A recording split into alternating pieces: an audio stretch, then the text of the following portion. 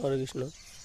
তো আমরা এই জগতে এসে অনেক ঋণে পড়ি, যেমন মা বাবার কাছে ঋণ, বন্ধু বান্ধবের কাছে ঋণ, তারপরে আত্মীয় স্বজনের কাছে ঋণ।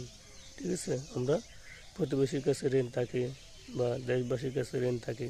এই ঋণে আমরা মুক্তি হতে পারবো না, কারণ কর্মফল ভোগ করতে হবে।